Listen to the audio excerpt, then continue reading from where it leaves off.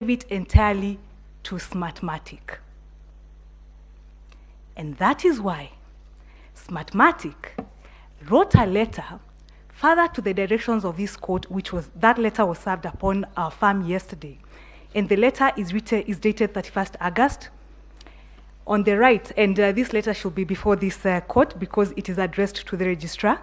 So I expect Judge, honorable members of this court, that it's before you. Clearly, it shows it is from Amsterdam.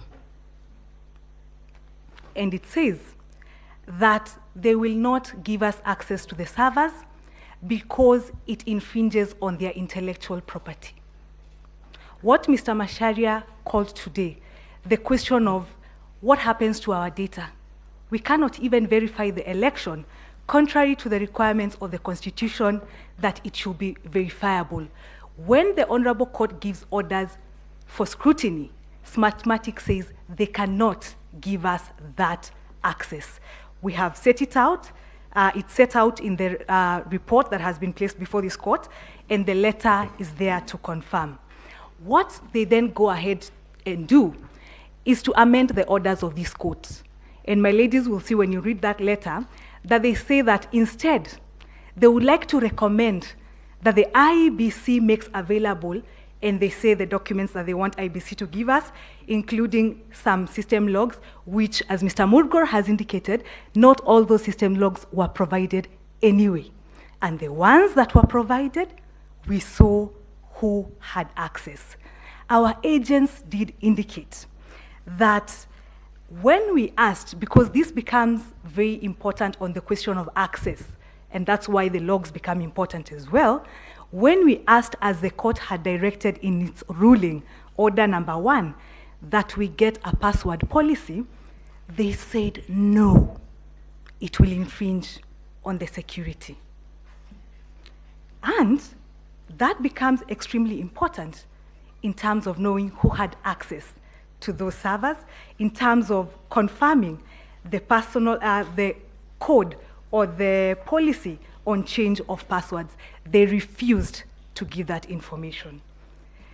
Again, IEBC refused to give us information with respect to the RTS, Results Transformation Systems. Yet they want us to come here and believe what they're telling us with regards to the contents of the portal. Yet in their own gazette notices, as you will find, there were some points where there was human intervention, and that is why they are unable to explain to this court, which we asked them to do and they were unable to do, to explain how the JPEG photos, my ladies, 2 more minutes? Thank you. They are unable to explain how an image is taken but ends up on the server as a PDF. In their own gazette notice of 3rd August, which is part of our evidence, the petitioner in 002, they said that in some certain areas, returning officers will be allowed to take photos using their phones and transmit the same to the tallying center. So how then is it that all the photos on the portal are in PDF? And yet they refused, they declined and dishonored this court's order to give us information on the results transmission system. My ladies, my lords will find, when you look at the report that has been submitted, page 11, the judiciary report, that they refused to comply with orders number 1, they refused to comply with orders number 4, they partly complied with order number 3 and number 4. Honorable members of this court, the ICT scrutiny was anchored on those 4 orders. They therefore failed to comply. They refused to open the server.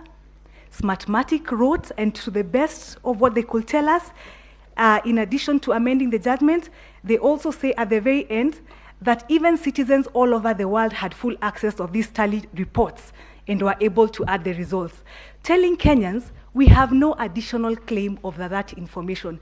We can tally like everybody else. It is our humble submission that IEBC abrogated their duty, IEBC was not in charge in terms of the technical component, and that is why my brother Willis said they played picky, ponky eventually to determine who won the election. Kenyan's electoral processes